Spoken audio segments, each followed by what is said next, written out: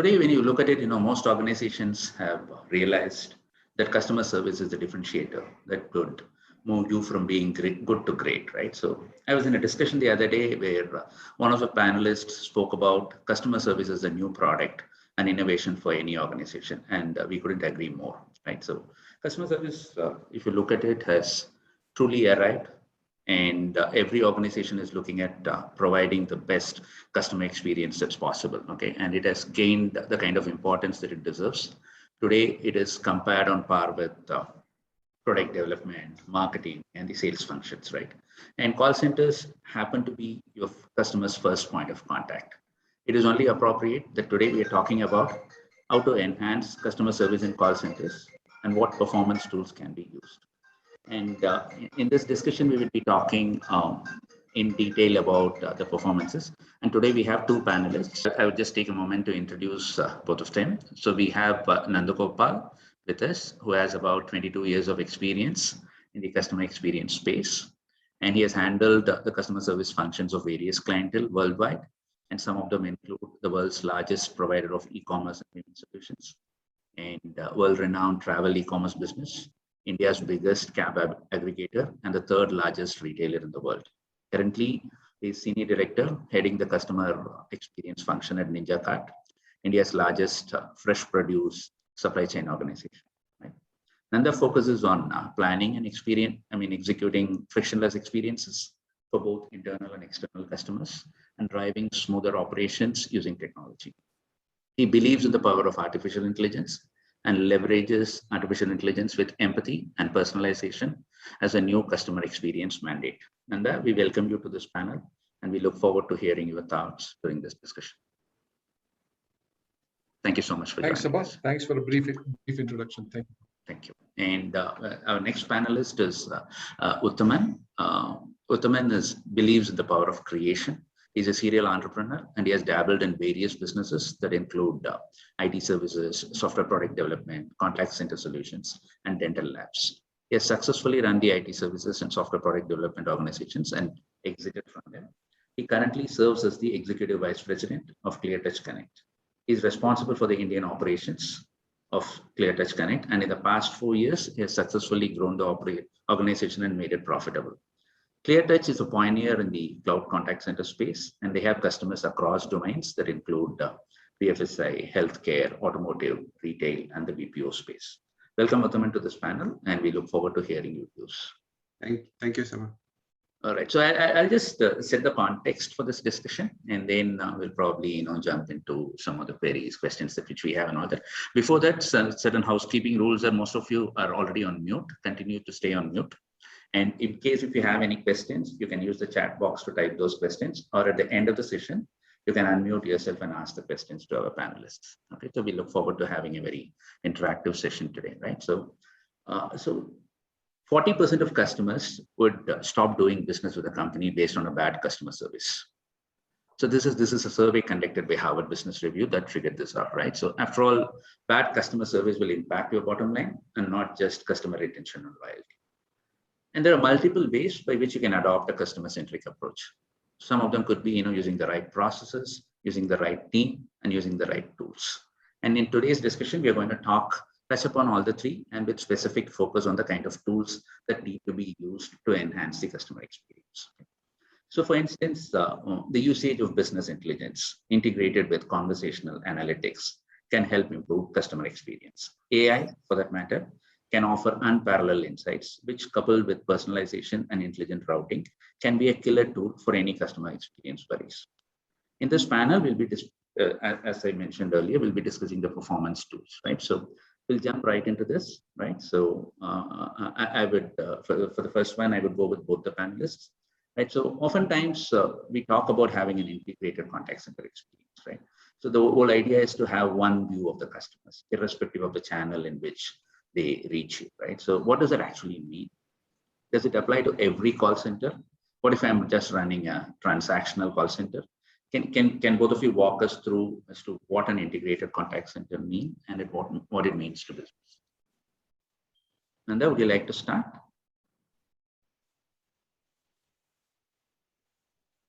Yeah, sure. Thanks, Abha. Firstly, thanks, the Bharat Connect, right, for giving me this opportunity, and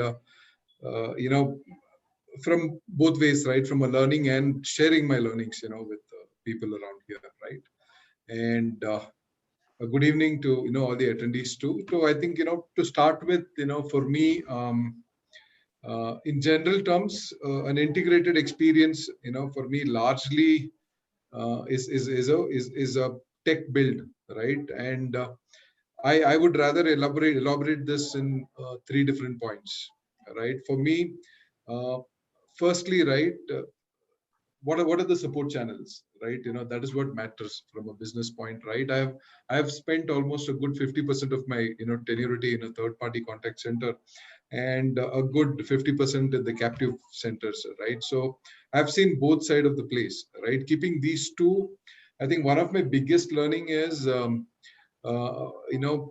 which is the first part, right? What are the support channels that we should provide, right? It could be a client that is requesting an external call center or a contact center within the organization, right? Second one is how equipped are we to provide the support on these channels, right? Is because that is where for me an integrated help desk comes into play, right? So what are the needs, what are the requirements in order to run this these channels, the so-called, it could be voice, email, chat, bots, etc. Now, unless and until you have a clear defined process to provide support, where you clearly understand what are the customer needs, uh, there is a time where I have shut down a particular channel because I felt that that channel was used just because industry uses it, right? Mhm. And I turned down a channel for, to be upfront, right? It was the social media queue, right? I actually turned down that queue where the organization that I joined used to use to cater to customers. But I realized that the organization was not well equipped to kind of go ahead and provide service. So I called it down, or I shut that particular channel for a year. Not a year, actually, about 8 to 9 months. And then we prepared our statements, we prepared our resolutions around a public forum, right? And then we came back and started servicing the customer on that channel. I think the last part, which I would like to highlight is how connected is our system, right? This is a key differentiator from both internal and external satisfaction point, right? Is because why should the system be integrated? A lot of people might tell that a system integration is required for a end user, a customer point of view, right? But in reality, I think integrated system is more required for our internal customer, who are our agents, right, who are supporting the customer. Is because, see, if you don't provide what is required to these front running people, you can expect any metrics out of them, right? See, at the end of the day, if you don't give the right weapon for them to fight this battle, it's ain't going to work, right? So I think largely my last point, right, a connected system, I would actually kind of break it in two parts again. One is an integrated system is really essential for ease of using the system for our agents, so that they are better equipped and they're agile. They are agile in providing service, right? Mhm. I think from an external customer point of view, I think for me, integrated system is primarily because the caller is exclusively looking for help. It could be query, escalation, grievance, anything, right? But at the end of the day, he's looking for help. Now you provide a good system. For example, I am a voice agent, right? Mhm. A customer would have sent an email to me on asking something, and because he didn't get a reply, if he's calling, if I'm an agent, if I can look at the system and know that this customer has written an email 2 days ago, and I can start my conversation saying that, hello, Mr. Miss, whatever, right? And then, tell the person, start with an apology saying that, I see an email, due to whatever reason, we couldn't reply because of a, huge call volume. And, we are glad that you called us, right? So, for me, an integrated system is primarily important. It's equally important for me to manage internal and external sector. And while yes, in a lot of organizations are trying to get there, but most of the times, right, organizations miss in stitching or in marrying these two systems together, right? And you end up having two people conversing with the customer, giving two different information, right? And the whole accuracy part goes for the toss. So for me, I think I just elaborated the need and how it would help us, having how important it is for us to have an integrated system. All right. Thank you so much for that, Nanda. In fact, this question stemmed from the fact, I have had similar experiences where I had called up an internet service provider on the phone, and they took down my request and they did not provide it. So I visited their experience center, and the agent in the experience center had no clue that I have already had a conversation, right? So I had to. This is the biggest suffering point, is because when you spoke to the second person, right, it's not intentional, but you tend to kind of lose your tone on that person, right. Is because it's not that agent, right? It's the system that is built. Absolutely. So for me, right, I'm very particular that the integrated system is always tested at an agent level, because I have seen that when I have a successful accepted system by an agent, then I've always seen the joy of the customer going high. True. Yeah. Very true. So Uttaman, would you like to add?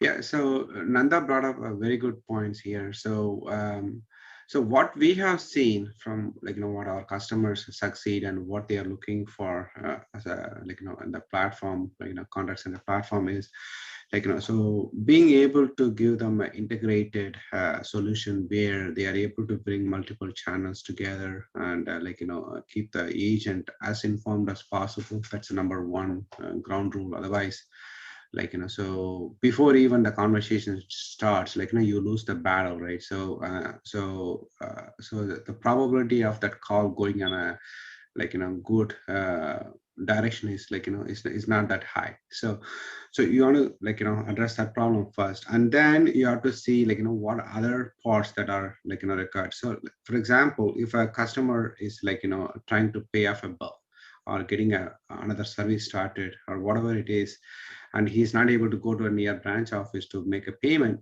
and he wants to do it. So do we have a solution for let them to pay using IVR? So so integrated IVR. So if when you go with a platform and you choose a platform, so you don't have to have all the channels enabled, all the integrations are in place.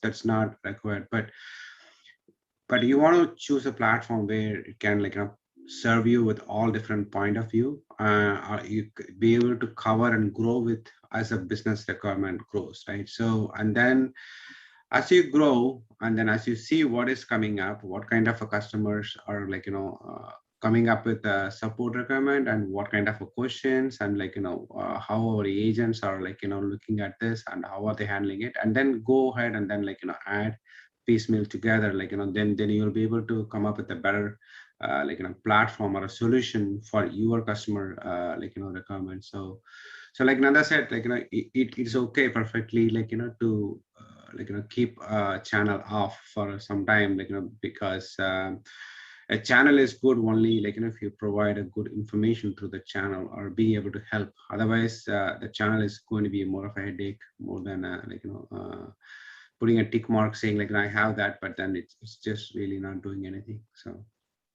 all right. Interesting. Thank you, Uttaman. I mean, as a follow-up to what you said, Nanda, as a part of the integrated contact center experience, you did speak about you dropping a channel for a period of 1 year or so, right? So just in the interest of people trying to figure out what channels should they add and all that. I mean, what are the metrics that you kind of looked at before deciding if a channel works or if it doesn't work, or should that be dropped and all of it? Okay, you can hear me, right? Yeah. So I think, see, from a metric point, I think for me, right, what I do is see, when I was actually in a third-party vendor, right, working as a third-party contact center, I always noticed that what do you call, customer satisfaction, first contact resolution have been a two primary, product. While, currently I drive that particular element, within being a part of captive centers, right? But if you actually look at it, one of the primary reason in today's day, right, customers are not satisfied is not the fact that their issues are not getting resolved, is because I think it's just a matter of time. Some of our issues get resolved immediately. Some of them might take two calls, right? Now, in order to kind of facilitate, or in order to meet these two metric, right? Primarily, I think something that we need is definitely a good system, right? And the perfect example that you gave, that you called and registered a complaint, but unfortunately the second agent didn't see any of the information, right? Right. So if you look at it, you can have a great solution, right? But if you're not delivering it as expected, right? In your case, you raised, maybe the solution was somebody raises a ticket, somebody looks into the ticket, fix the issue from backend and updates you, right? But maybe the guy who raised the ticket, made a mistake, right? And, maybe he moved on to the next call, but again, while he moved on to the next call, all these are a series of mistakes from system, right? So for me, my primary metrics, when I actually look at, right, are two different things, right? Which is, from my solutions, what all are the solutions that get resolved because of a human being?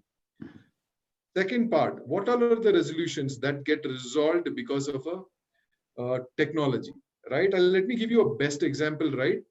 For example, there is a point when, one of the cab aggregators that I worked, right? Customers used to call and say that, hey, I didn't board the cab, your driver just moved, right? When you look at the system, it would look like, for example, Nandu has boarded the cab and he is dropped down to the destination, but physically there is no record of it, right? But, the system shows that. But then I realized that, people were duping the system, right? Okay. So then we went ahead and introduced the OTP, so that, when people are taking a ride, people put in the valid OTP so that we know that the right person is traveling. So this is a perfect example where this process did not need human being. So every solution broken into two parts, right? See, what is the end goal? Customer satisfaction and resolve the issue within, right? So one of the metrics that I actually try to see is, in my solution, what is technology solution? What is human solution, right? Now, human solution, I'm any which way implementing, right? Technology solution might come with cost. Now, maybe, I'm okay to implement that this month, or maybe because of the tech bandwidth, I'm not able to implement it this month. I'll do it after 3 months, right? As far as I have these two metrics aligned to my primary metric, which is customer satisfaction, right?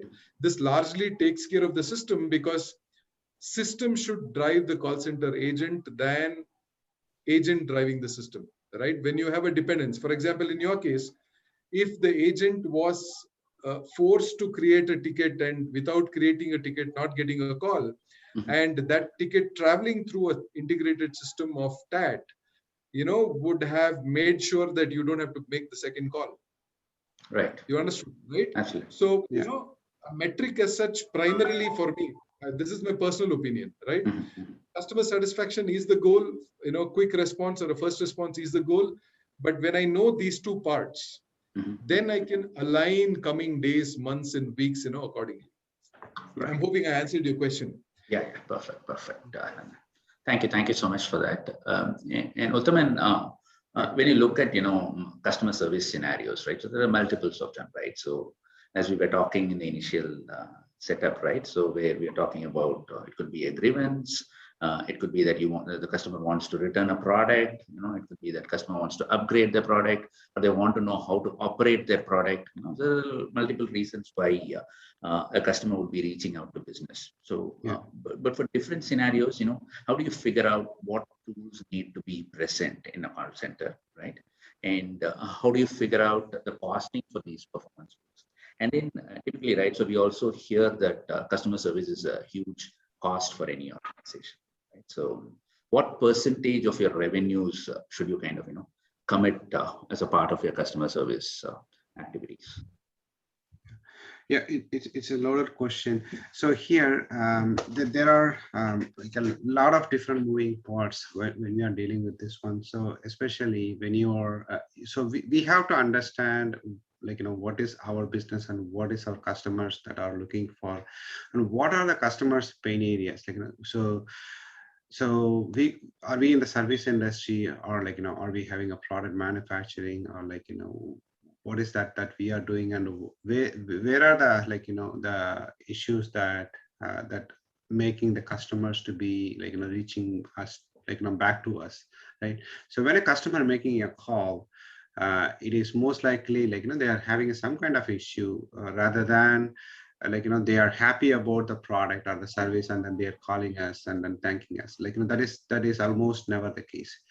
So in this case, so we have to have a clear understanding of what is that is, like, customers are calling us about, and like, how do we, like, like enable our agents to address these kind of questions, and like, the scenarios, right?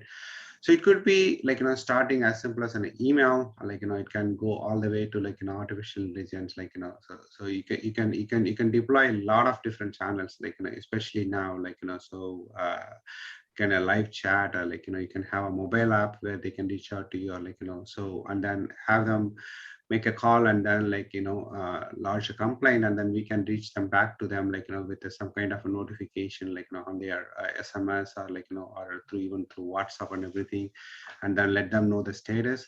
So there are a lot of different ways to, like, means, and like, ways to reach back to the customers. But the important thing is, like, how the experience of the customer is going to be, like, managed, like, how seamless it is, and like, other we are able to, like, give them the solution that they are looking for, are able to solve the, like, problem that they have originally called us for, right? So so so the channels, like, so even though we have a lot of different channels, like, like, so the primary, and like, still the majority of the, like, the resources, or like, the majority of the cost in a call center, like, is going to be an agent, and it is going to be continue to be an agent for, like, some time to come, because all other channels right now are in the aid of, like, either supplementing agent, or trying to reduce agent time, or like, trying to make it easy sometimes for a customer to be able to get some answers without waiting for a long time. And sometimes it could be as easy as, like, customers choice of, like, interaction with our company, like, it could be as simple as they are only comfortable with the social media, or like, as easy as sending a WhatsApp message, like, like, they don't want to do anything else. So like, there are a lot of different factors which drives the channels, rather than, like, the cost itself. But then the agents, like, I wouldn't consider them like, as like, as a, like, cost or expense for the company, because as you, like, starting, like, saying 40% of the customers are never ever going to come back for a same company, like, if they have a bad experience. What does that mean? Meaning, like, we have lost a, like, customer for a good, like, so it is going to take, like, a lot more effort and money, like, and time to be able to, like, get hold of a customer, like, so why would you lose that are, like, one that are already, like, using your product, right? So don't, we shouldn't be looking at as a, like, that as a cost. I would rather look at it as a, like, this is a great part of the investment, where your brand, like, getting recognized by the customers, and the customers feel, if I buy something from this company, like, I can be rest assured, like, I'll be able to get a support. I'll be, like, even if there is a problem, like, they will let me know what the problem is. Even if it is a genuine problem, company cannot fix it, and at least they will let the customer know, hey, this is the problem, probably, like, that has come to the end of the life, like, maybe you have to replace. So at least somebody is telling them honestly, instead of, like, not answering their questions, or pushing them through different channels and taking a lot of time, and the customers end up spending time, money, and then getting frustrated. So if you would do it this way, customer would be happy, and then they would continue to use your product. So that's going to be providing a lot more avenue to grow as a brand, because the brand right now, the brand value, the customer satisfaction is the very, very top focus for all the companies, and that's a fine difference that any company can make today, right? Because the quality wise, everybody is are probably using the same manufacturer who's supplying the parts. For example, two different competitors might be using a main parts that are made by a same subcontractor. It is quite possible, right? And so if that is the case, so how do you differentiate yourself from the other competitors? Is through the customer service, and to be able to retain your customer, that would be the greatest advantage. So yeah, that's an interesting part. In fact, looking at customer service as an investment as opposed to looking at it as a cost. Yeah. I mean, the last part of the question probably, Nanda, if you could just look at it and I think being in Sabha, I think just wanted to. I'll just pick up from where someone left. Right? I'm sorry, were you asking me something, or did I just jump? No, it's fine. In fact, I wanted you to specifically address the last part of that question, which is what percentage of your revenue should you commit to customer service? Right? So, see, I think Uttaman, brought this discussion starting with that, right? So, to be honest, right, if there is a question as to what part of your, how should your cost, how should your revenue be, split between customer service, right? Very tough and a tricky question, Sabha, because I'll give you two different examples, right? As to why it can be and cannot be, right? See, for example, if you take banking as an example, right? See, you might not call the customer care of a bank on a daily basis, right? Because most of us know how it works, right? But if you take an example of my current industry, right? I have a very diverse customer base.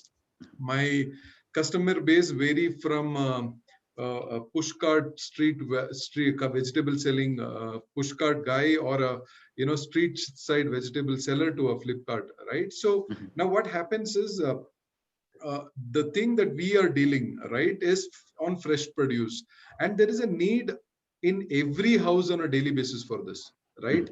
Which means that the expected transaction is on a daily basis, unlike bank, right? So if you actually look at the reason for contacting customer care, right, might become more, right? Because today, for example, rain, rain disrupted, the delivery industry for F&B, right? See, look at our situation. I can't hold any of the F&B because perishables go for a toss by end of the day, right?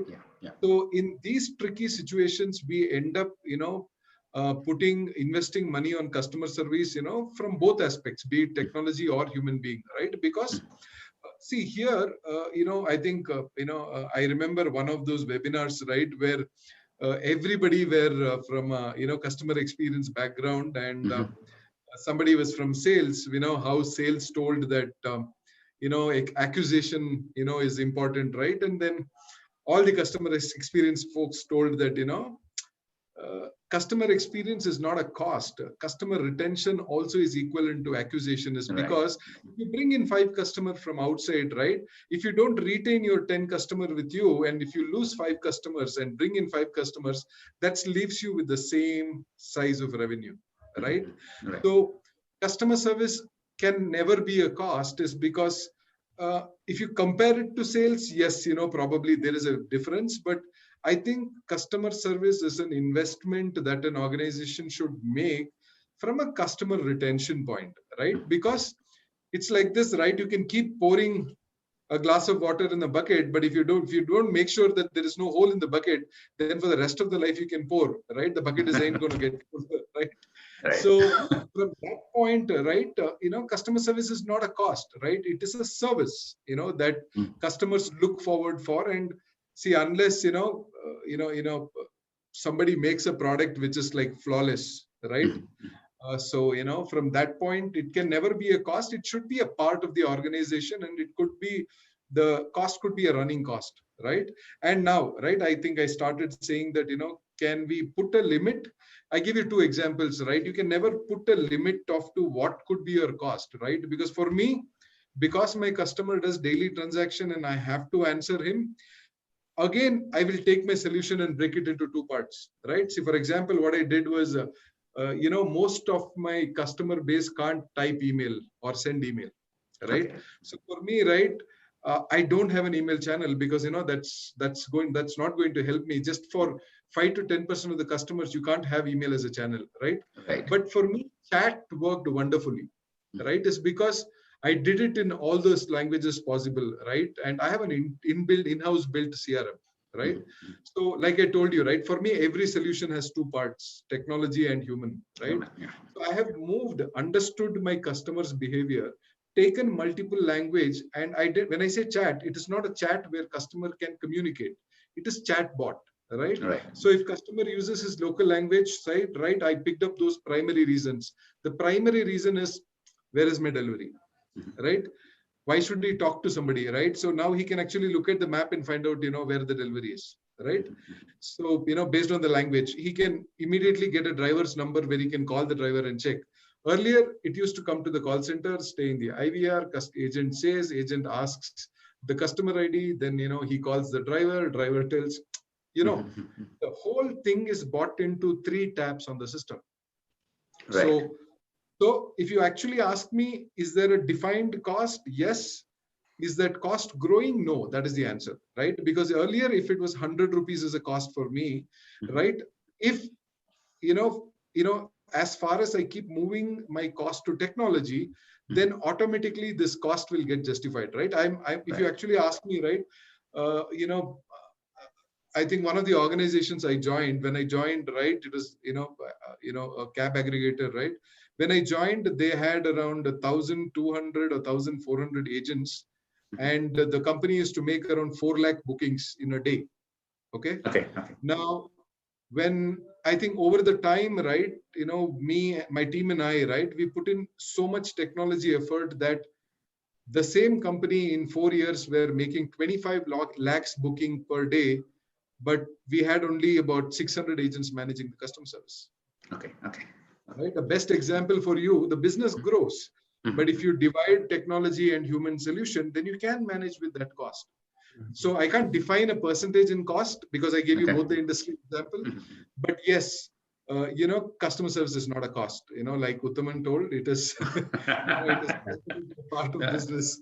Yeah, so both the panelists have agreed on it. In fact, see, I'll tell you the place where I was coming from when I put together this question is, in typically in IT services, right? So what's the salary cost, right? So typically all of them say, 30 to 35%, right? Yeah. The moment it goes beyond that, okay, so it's not viable. Okay. Yeah. Same is the case with food industry, right? If your food cost goes beyond 22%, then it's not a viable business. So I was just looking for some such thumb rule, in customer service. Okay. So where, the moment it goes, say about 15%, after this, I can't add any more channels. Okay. I better get good at what I'm doing within this cost, right? So I was coming from that, but yeah, it was a good perspective. And in fact, the example that you started with, that's a favorite of mine also.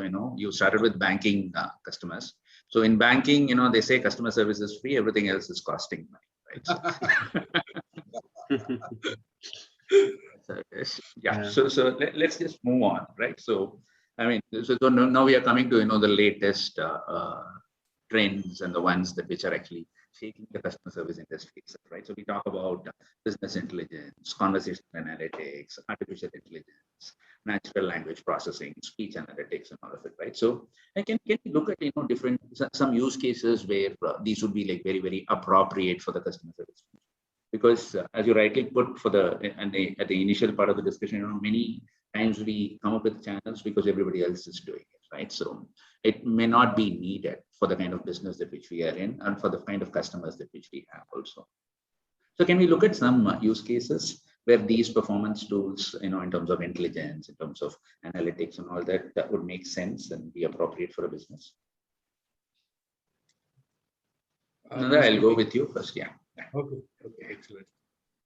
Perfect. So I think, pretty interesting question, Sabha. So, see, for me, I think, this question is, I think, equivalent to talking about future, right? Is because every org is, heading predominantly in this direction. So, you know, a contact support, right? Most of the companies are already, when I say most, not as a captive center, but I think most of the contact centers supporting technology organizations have come up with brilliant NPLs, so right? So natural NLPs, right? So naturally, language processing systems, right? But I think at the current moment, if you ask me, I happen to call one of these restaurants, a big restaurant chain in India. I was pretty surprised, and I think over last 1.5 years, I've called them like numerous times. Trust me, I have not created a situation to call, but it could be for book a table, postponed, and things like that, right? Very beautifully, without a human touch, a bot talks to you and does everything. Okay, it was pretty, touching. Is because, yeah, one is definitely, that they are able to do it is because it's supported in English, and I'm communicating in English. While I try to change the language, right, and then it didn't kind of proceed further, right? But I think even if it is English, right, good 39% of the Indian population are already on smartphone, which means that most of the people are either able to kind of understand or read, right? So I think from that point, just imagine, right? I think I would have made around in last 1.5 years, some 15, 20 calls. I never had to talk to a human being, right? So at least with me, they have 100% response rate of not even using a single human being and solving. And most of the platform, right? I have evaluated personally for a UK and US market. I did see a couple of guys who are really, really good. But I think what do you call, the name of the game would be when these organizations come with the various other languages, right? For example, a lot of other international languages, even though those countries have single language, right? I think from that point, people are struggling. I don't even want to come to India because, yeah, 5 to 10 years from now, if you ask me, yes, this is going to be there. But I think India would probably be one of the last countries to do, because in India, right, if you just go to two different locations in between, be it in the country, state, or even in the district, right? For example, let's take a smallest place, or any small city, right? I think if you go to two end of the cities, right, you will see different jargons being used, right? So practically from a language point, I think NLP could be a little difficult. But yes, from an intelligent analytics, I think definitely, there could be a lot of scope, right? So I think from an intelligent analytics, I think the prime thing would be if the contact centers or the customer service department start utilizing predictive, as a way to kind of, reach out to customer, right? And I keep telling in most of my webinars, right, how the customer service has evolved in over 4 years, right? It used to be reactive, right? In the beginning, somebody calls, I give solution, it's closed, right? And then they went into what do you call preventive, right? How to stop the call, right? What do we do differently? We will fix the problem at root cause. Then they moved into a proactive. For example, you're booking a flight, your flight is postponed. You don't have to call the call center, right? You will get a message or a notification that, hey, your flight is pushed, right? Which is a proactive. Now, I think, the globe is heading towards a preventive mode, right? So for me, if you actually look at it, right, I highlight that in my profile as well. I think bringing that empathy and understanding the customer behavior, right? I think marrying these two should largely tell. For example, right, I told you my customer base is very diverse, right? Now, I also told you the percentage split of India's smartphone and non-smartphone. Right. Now, I can send notification and offers to people who are on the smartphone. What happens to people who are not on the smartphone, right? So what I do is I actually monitor and read the behavior of these non-smartphone users, and there is a proactive call trigger to them depending on their booking activity, right? So they don't have to call me and tell me that hey, I want to place an order, right? Instead, we reach out at that time and tell them that hey, we have this offer, let me place. And that offer could be something that's on the smartphone.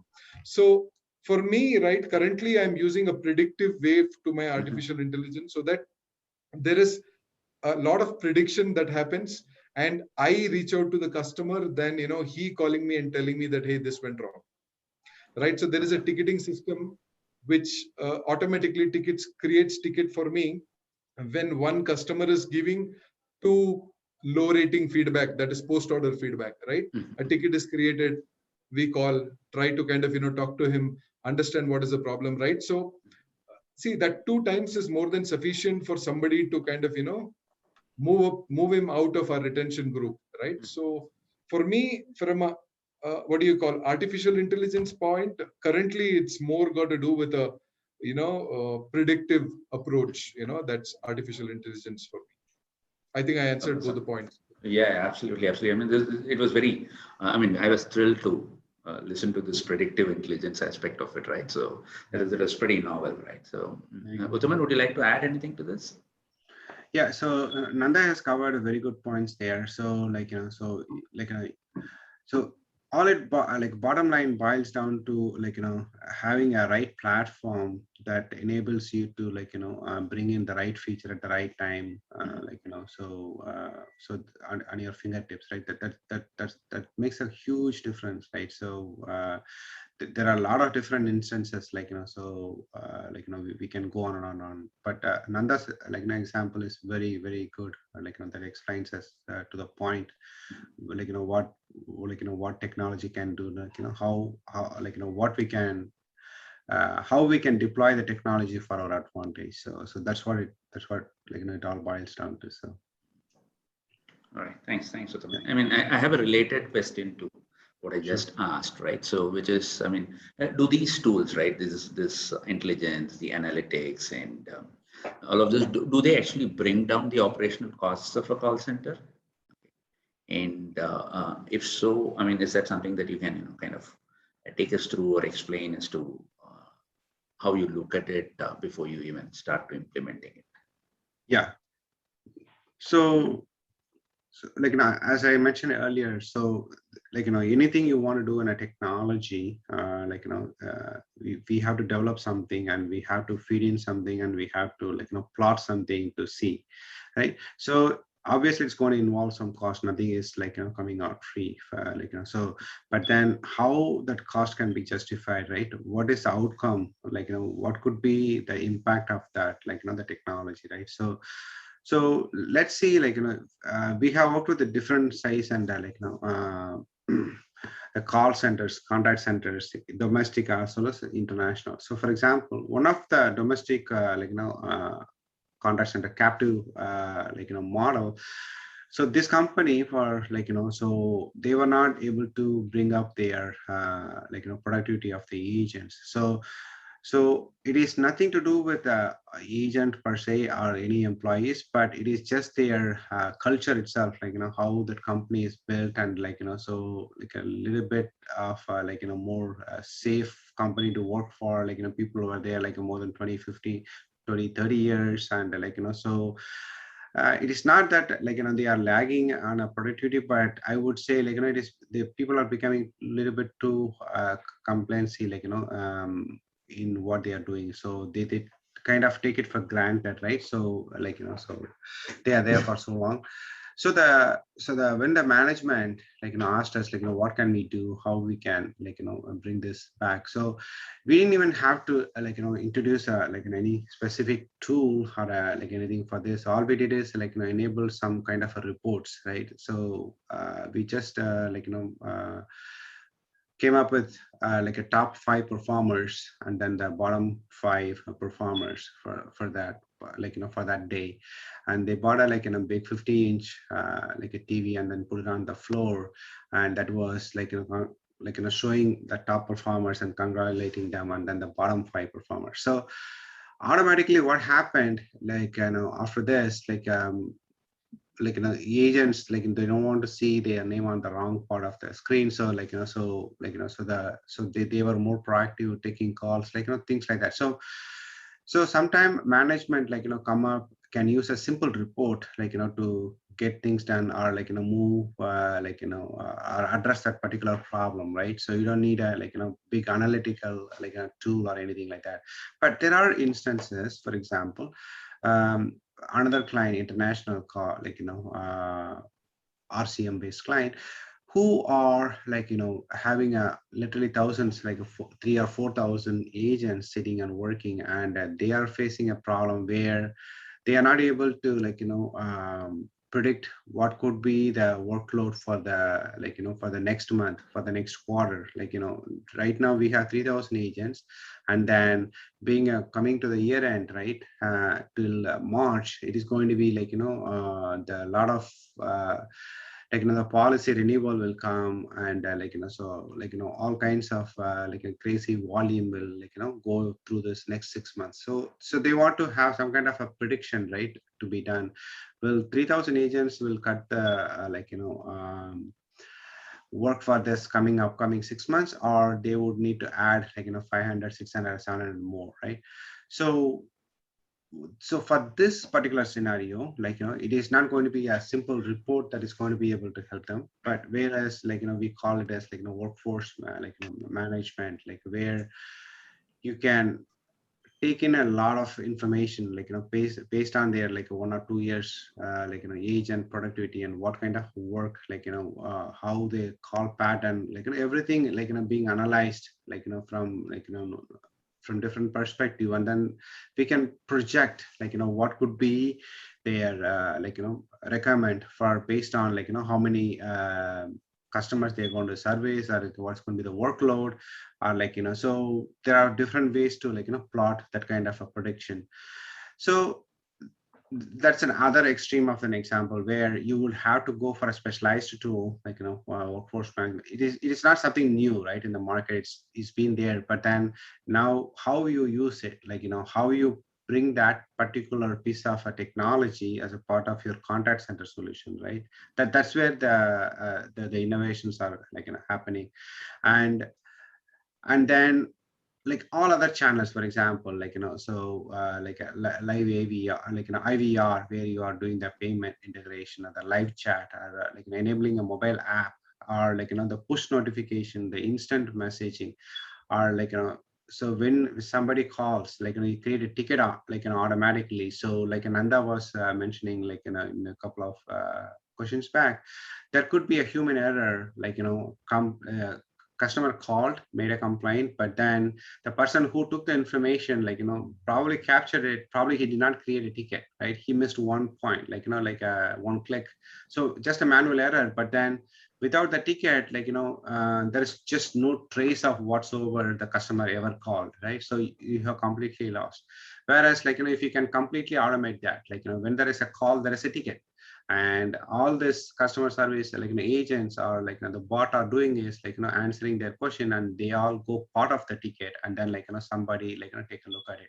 So there are a lot of different ways and a lot of different technologies, and not necessarily all of them are going to cost a lot of money though, right? So it could be so it depends. We have to analyze, right, and we have to come up with a solution that's going to be able to help them to solve the problem, rather than thinking about it, how much I have to spend.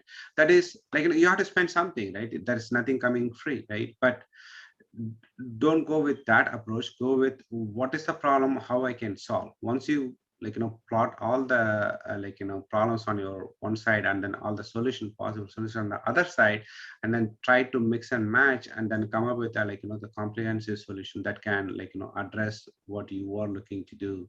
And so at the end of the day, so as if you can retain a customer, if you can keep a customer happy, I would say you have done your it's as good as a sales, right? So retaining a customer is the key factor for the companies going forward. So because the competition and the difference between the competition is becoming a razor thin. So there's just it's you are not going to have huge the advantage like in the old days. For example, like when we were late 70s and 80s, the music industry goes through a lot of different changes. How you listen to a music, it was a radio, you had to wait for that particular channel to listen to a song, and then and then the tape recorders, and then so it was letting us to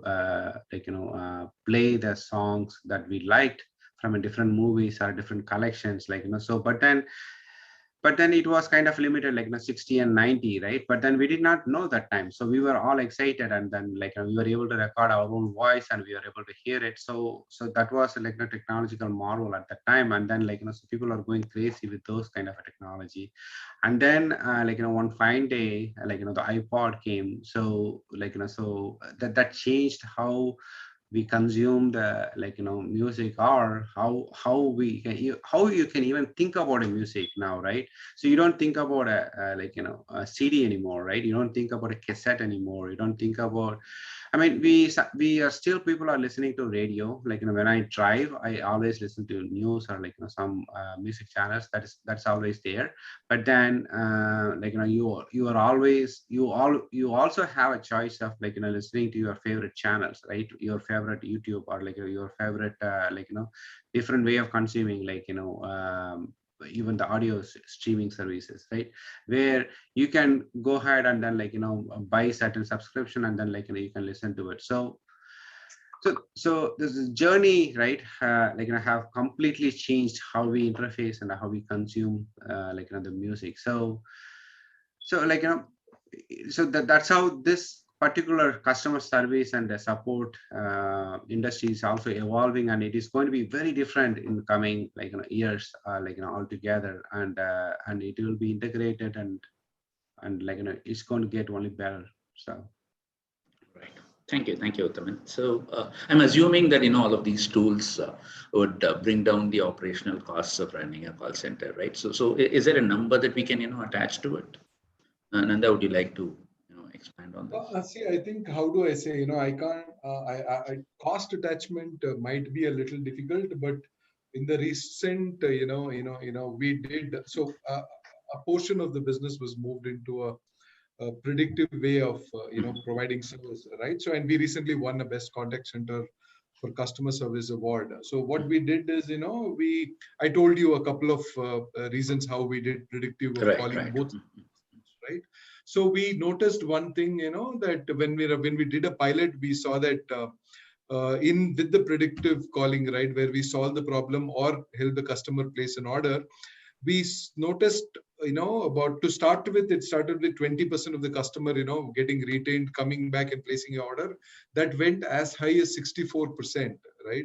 So which ideally means, 64% of the customers who actually had some challenge in the past, or problem in last 5 days, came back on, and placed an order with us, which ideally means that amount of a retention number is pretty hard. So if I have to actually just put 100 rupees as a cost, then, of onboarding a customer, then, you can just add 64% benefit from the customer. Absolutely right. So that is definitely more profitable than we spending money on the customer service.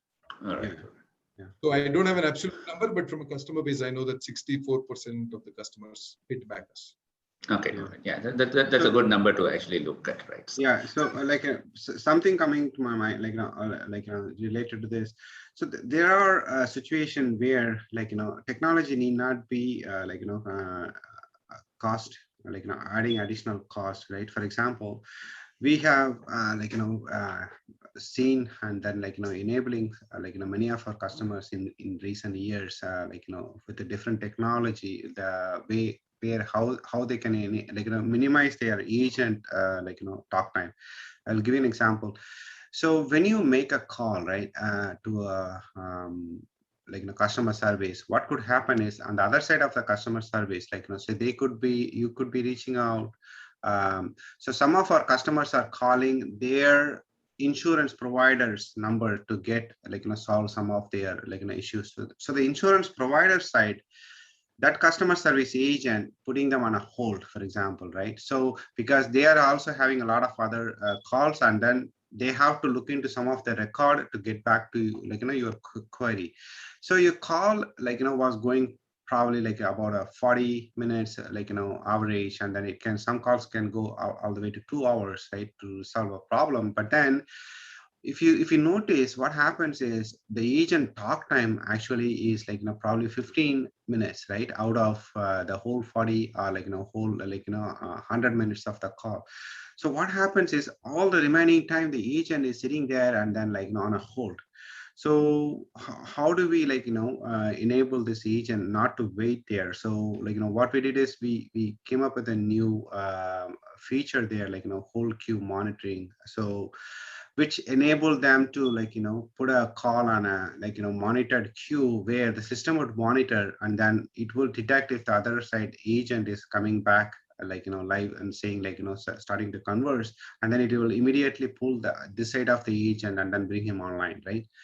So what it did is, like, instead of waiting for other 40 minutes to, like, 80 minutes, so now he is free to, like, do other process or take another call, or, like, he could be on a, like, a different call at the same time. So this is where I was, like, explaining. So the if you have the right solution, like, right contact center technology platform, that is going to enable you, right, like, to save overall, to make it more efficient, and being able to, like, increase the productivity, like, all kinds of things. So then if you look at it, that whole picture, and then the, like, how much you have actually invested, like, how much you are spending on your platform, probably, like, you are going to be seeing, like, a much different number. It is not a cost, right? It is you have, first of all, increased your customer satisfaction, and you have increased the productivity, and you are, like, cutting down on your agent cost and everything. So, like, so, like, you have to look at the whole, like, picture, like, from inclusive of all different aspects, not just the cost per se. All right, I get it. I think, just to add, right, see, there is this belief in industry that, technology is cost, is it worth investing that, right? So I think, if people can look at experience from a point of, like, a one-time investment, right? See, how does technology kind of, cost, right? See, largely technology resolutions comes with a one-time cost, right? When I say one time, largely one-time cost, right? And then, you continue to enhance that, right? You try to identify one issue after other issue, try to enhance that and move, right? But if you always try to compare that with the human cost, right, human errors, right, and, agility of service, right, I think, technology will always play a vital role, right? Because technology will never be a long time cost, right? It's going to be primarily costing us big, and over the time it will actually kill, right? Because you don't, first thing is, your error rate is getting killed, right? But I think it just matters, as to, do you have the bandwidth? See, for example, any organization, right, being a part of a couple of startup, right, I think growth, and see, some technology bandwidth on growth and sales, which is a customer facing app, right, that takes the priority over utilizing technology and the service, right? And again, now I'm not telling you that the organization has given up customer experience, right? Unless, you conquer the market within a shortest duration, right, you don't have customers to provide customer service, right? So I think technology is never a cost, but if you compare that with people, it is definitely, what do you call, a reducing cost, Yes. right, and a permanent fix. That's what I would say. So that's a fantastic way of looking at it, right? So I mean, we are close. I mean, we are at 6 o'clock now. So final thoughts from both of you, maybe in about 2 minutes time, and then we'll keep it open for the audience questions. Maybe can you just share some examples of tools that you have personally used and which you would advocate others also to use? See, I think what I have done is, in the past, right, I'm actually not naming the brand, but, I have actually, I think, right, just to kind of compress, what I have done, right, or my suggestion, to the audiences, right. I think if you guys are looking at setting up a contact center afresh, right, or something new, I think 20 years back, setting up a contact center was different, right? I told you, right? It's in last 2 decades, right? Customer service and contact center is evolved into 4 different places, right? I think currently market has quite a few technology service providers, right? So you don't have to start a contact center and also start a technology platform, right? For you to cater that particular industry volume and things, right? I think if you have a better understanding, right? See, there are a lot of organizations who reach out, right? Or when you go and browse, right? Depending on artificial intelligence, agile solutioning, um, NLP, right? Whole lot of solutions are available in the market. So I think largely, if you understand what is available in the market, right? And these service providers actually come largely with unique API integration at any level. For example, right, I have my product at X particular stage, right? From that point, there are technology team companies, right, who can actually provide an API, and you can actually just blend their product, right? So I think from that point, I think you should break contact center or customer service into multiple parts. Right, see, people is an element, as an element will always remain, because what do you sell? Contact center is a people industry, right? So that you need to manage, with a proper human resources team, right? But I think rest that you have, right? What are the primary things? Telephony system, a good CRM tool that actually kind of tracks and tags all the incoming call. The third would be for a tool that can actually make sure that you do proper quality and training assessments, and the TNA actually goes back to the training atmosphere. The lastly, a workforce management tool, right, which takes care of rostering, staffing, and everything, right? So largely all these elements does not have to be built in-house, right? It's available in the market, right? Absolutely. So you can actually take, because what happens is, in the past, if I remember right, whenever a client came to me, when I was in a third party atmosphere, right, I always tried to tell them what we have in the organization, right? But now if you look at it, right, I have actually, right, we being a tech enabled organization, right, we have built a complete CRM tool for ourselves, right, which caters to multiple things, right? So you can choose either which way, but yes, you need to make sure that you either travel with technology within your system, or an external system is very, very important, is because if you are not there, then I think, if it is your vendor or if your own captive center, right, you might end up being behind the race, right? It's because a customer would want to open the app and get a resolution, then call, sit on IVR, listen to everything. First agent raise a ticket, like you give an example, right? The second agent solves the problem, right? I think we should move away from that. That's predominantly I summarize from a technology and a performance tool. Right. Thanks, Nanda. In fact, I come from an era where people used to debate about whether to build or to buy, right? So that doesn't exist anymore, right? So people are more open to having integrations with external systems, right? As you rightly put it. Thank you, Nanda. So Uttaman, would you like to have your closing comments? Yeah. So there are a lot of interesting new technology and the modules that are coming up, which are getting integrated every day. So we have come across a lot of different such products we have integrated.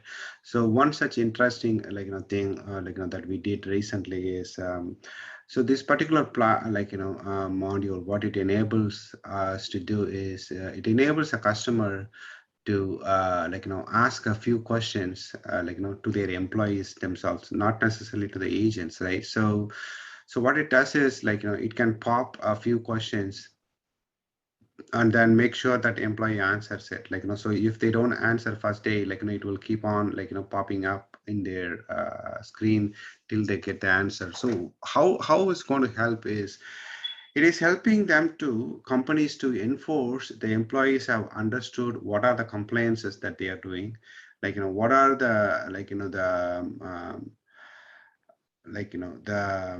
the rules or the policies, company policies. Either it's something to do with the security, or it's something to do with how they are supposed to handle their customers, or whatever it is, or so, or it is as simple as talking about upcoming this quarter's target, right?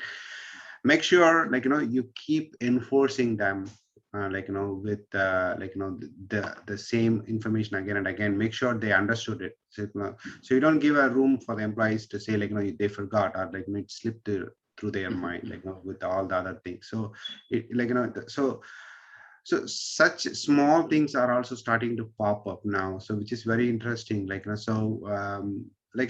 a lot of ways it could be would you say this is going to add cost, or or or you want to say our companies making sure covering all the nook and corners to make sure we are compliant, right, with whatever that regulations that we are complying with, so it is going to be interesting, right? So how, because especially now people are working with pandemic and remote locations, not even coming to a physical office, right? So where at least you could have a notice board displaying a message saying these all are our policies, right? Are in your kitchen pantry area, all those places, it's not there anymore. So how do you enforce that? So so things are going to get interesting in my opinion. So so it's going to be a lot of newer and newer technology, which is just not possible to build on every company level. It is all going to be service based, and so the integration is the key, and having the right platform again is going to enable companies to survive all kinds of different scenarios, and come out nicely. So that's going to be the key. All right, thank you so much, Uthaman. And Nanda and Uthaman, we have a few questions from the audience. Can we take them? So I'll just read it out. It's there in the chat. So how different was the customer satisfaction level when the customer called your contact center and when they called the drivers directly? I think this is for that cab aggregator thing that you were speaking about. Okay, so I'll just repeat the question. How different was the customer satisfaction level when the customer called your call center as opposed to them calling the drivers directly? Yeah, I think this is not from a cab aggregator point. I think the example was more on a current FNV point. So actually the satisfaction rate was higher when they spoke to the driver, is because they were talking to somebody who is just reaching in a couple of minutes. So initially the dissatisfaction level was high, because a customer would be, what agent would do is generally they would put the customer on hold, and they would actually call the driver, check the details, come back and tell him that, hey, he will be there in like 10 to 15 minutes. But that changed, when we started actually talking to having the customer talk to the driver, because, he was talking to a person who was just maybe I think the max would be around 30 to 45 minutes away, right, for delivery, right? So, it was much easier, because, the guy would kind of educate him saying, for example, let's assume the vehicle broke down, right? And then he would tell him that, this is what happened.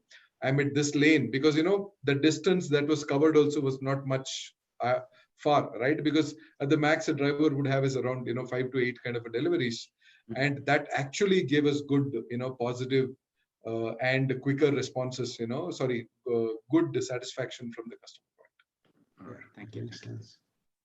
And the next question is for both of you, right? So now that most of us expect companies to resolve the problems immediately, from our experience with Swiggy's and Zomato's of this world, do you think resolution time plays an important role in customer satisfaction, even when the customer is informed about the resolution times?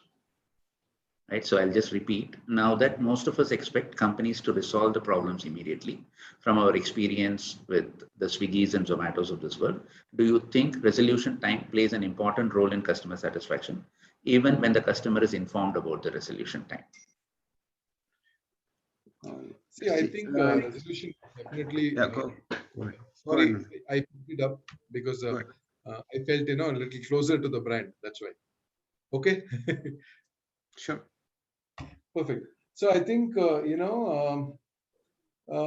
See, here I would actually split two different examples, right? Where one is that, it would largely happen on a ETA, right? When an ETA is shown to the customer and the ETA gets delayed, right? I think resolution makes a difference is because sometimes you can go back and tell them that, it's because of X reason, the guy is taking some more time, right? But not necessary that the customer would happy because, I can give an example where it was my daughter's birthday, right? And the guests were already in. And, because the restaurant gave the order to the wrong delivery guy, right? They didn't cancel the order, right? The solution was there that, they would send, but they told me it would take an additional 45 minutes, right? So for me, yes, solution made a big difference is because probably I expected that, they call the driver, the delivery guy and have him deliver the stuff to me, right? But they told that the other delivery guy is not picking up the phone, but unfortunately we are not going to drop off your order. We will still deliver it to you, but it just take 45 minutes. So from both elements, right, and from the same Swiggy or Zomato, right, solution matters, right? You might deploy another delivery boy to go ahead and pick it up and deliver, right, which means you're resolving, right? But the pace that you are using is getting delayed, right? Earlier you told in 30 minutes, but that's going for 1 hour, right? So customer not necessary that even after you resolved, is happy about it. Sorry, all yours. It's fine. Yeah. So like most of the time, so like Nanda said, it's not necessary that you are going to be able to resolve the problem itself, but it is most important that customers are able to talk to someone and then convey what they are thinking, and so we acknowledge the fact that they are facing that kind of a problem, and so we'll look into it.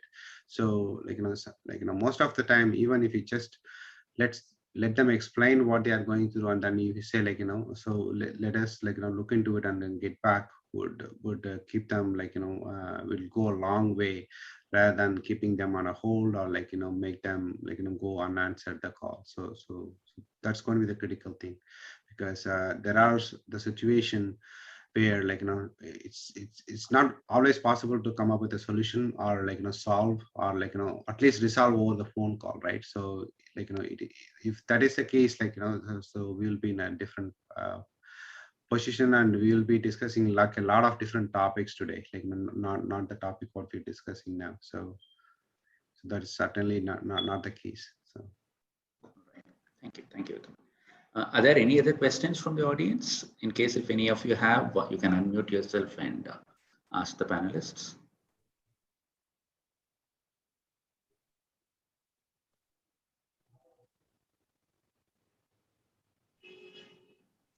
Okay. All right. So if there aren't any questions, then we'll close the session. Thank you so much, Nanda, for being a part of this, and Uttaman for being a part of this. It was a wonderful session. I learned quite a lot, and I found it really useful. And I believe all the audience also found it really useful. Okay. Thank you so much for taking the time off to be a part of this. We'll also share this recording with you, Nanda. Okay, so once the session is over. Thank you. Really fantastic. Great, Uttaman. I think we know each other better now. Yeah. Thanks, Nanda. Yeah. We'll catch up. Yeah, definitely. Yeah. And thank you, audience, for listening to us, and we really enjoyed. Yeah. Good day, guys. Okay. Thank you, everyone.